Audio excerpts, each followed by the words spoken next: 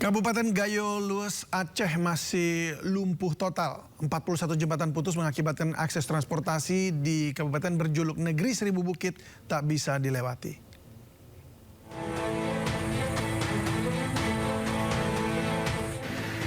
Lumpuhnya akses transportasi bukan saja terjadi pada penghubung antar kecamatan, melainkan antar kabupaten.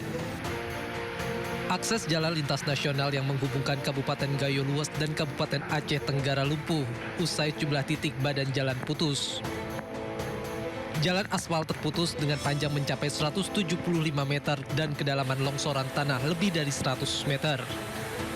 Alat berat di lokasi melakukan perbaikan, namun proses penanganan membutuhkan waktu cukup lama. Warga hanya dapat menggunakan jalur alternatif dengan kendaraan roda 2 yang melintasi kawasan pegunungan.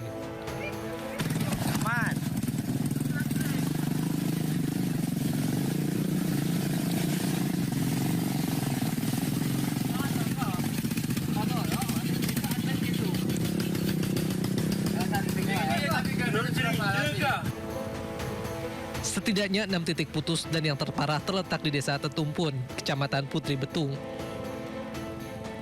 Dari Kabupaten Gayo Lues, Aceh, Dosaino Ariga iNews melaporkan. Menko Pemberdayaan Masyarakat Muhaimin Iskandar mengunjungi korban banjir bandang di Gayo Lues, Aceh. Gus Muhaimin mendorong perbaikan akses jalan agar distribusi logistik berjalan lancar.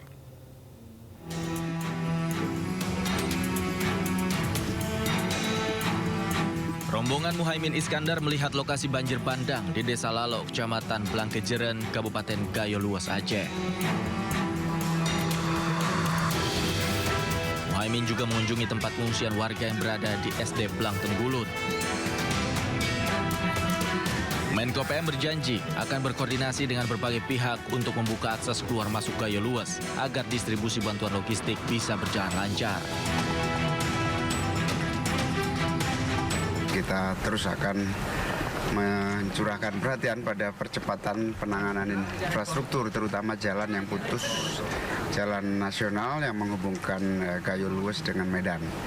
Dan yang lebih penting adalah kita juga harus memprioritaskan beberapa jembatan penghubung yang memungkinkan air mengalir dengan baik sehingga tidak terhambat dan menjadi ancaman longsor maupun banjir.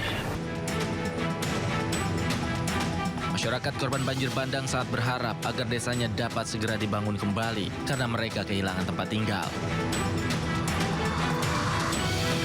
Dari Kabupaten Gayo Lues, Aceh, Media Arjuna iNews melaporkan.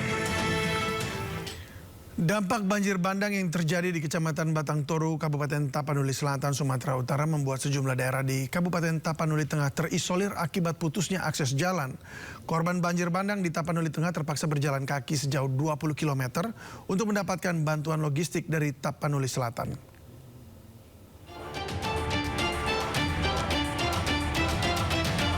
Imbas banjir bandang, sejumlah daerah di Kabupaten Tapanuli Tengah terisolir akibat putusnya akses jalan ke tempat tinggal mereka.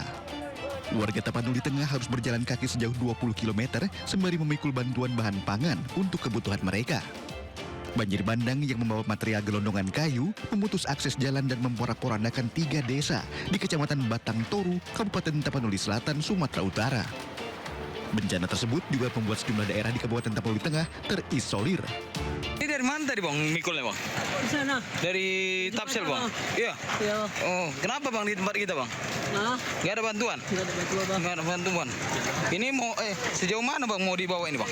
Sejauh sekitar 20 kilo. 20 kilo ini bang? Iya bang. Jadi di tempat abang memang sama sekali nggak ada, belum ada bantuan sama ini? Belum bang. Belum ada bang. Ini mau ke desa mana gitu bang? Mau ke desa Parkonas ini bang. Hah? Parkonas. Parklonas. Iya bang. Oh. Warga berharap pemerintah dapat segera mendistribusikan bantuan logistik ke Tapanuli Tengah. Dari Tapanuli Selatan, Sumatera Utara, Indra Mulya Siagian iNews melaporkan. TNI Angkatan Laut mendistribusikan logistik bantuan kemanusiaan di Sibolga, Sumatera Utara.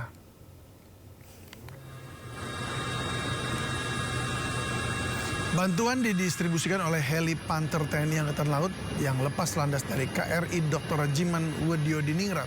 Bantuan logistik yang diberikan berupa beras, mie instan, dan air mineral. KRI Dr. Rajiman saat ini baru tiba di Dermaga Pelindo Sibolga dengan membawa personel medis dan berbagai peralatan kesehatan. Bahan logistik yang dimuat di KRI mencakup bahan makanan, minuman, obat-obatan, pakaian, dan tabung oksigen.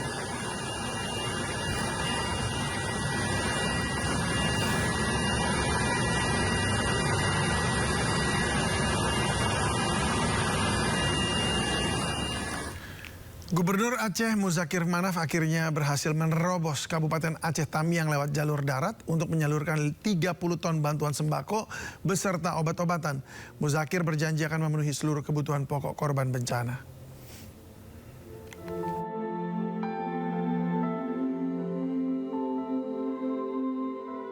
Kabupaten Aceh Tamiang menjadi salah satu wilayah yang mengalami dampak paling parah setelah dihantam banjir bandang dan longsor.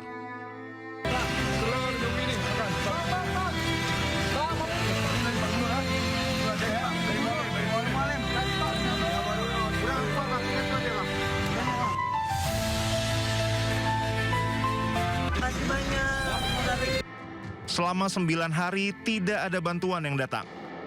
Tidak ada air bersih, listrik, dan jaringan komunikasi. Semuanya terputus.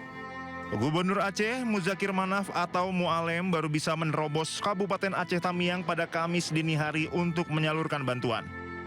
Mualem memboyong 30 ton sembako yang berisi air minum, beras, mie instan, biskuit, telur, dan sejumlah obat-obatan. Penduduk rakyat Aceh semuanya supaya kita istiqamah aja dalam menghadapi cobaan ini, banjir dan longsor. Gubernur Aceh juga melontarkan teguran keras kepada para bupati dan wali kota yang dinilai menyerah dalam menghadapi bencana banjir bandang dan longsor di wilayahnya. Para pemimpin daerah tidak boleh bersikap cengeng dan harus siap bekerja maksimal untuk rakyat. Menurut Mualem, yang dibutuhkan masyarakat di tengah bencana adalah kehadiran dan kerja nyata pemerintah, bukan keluhan.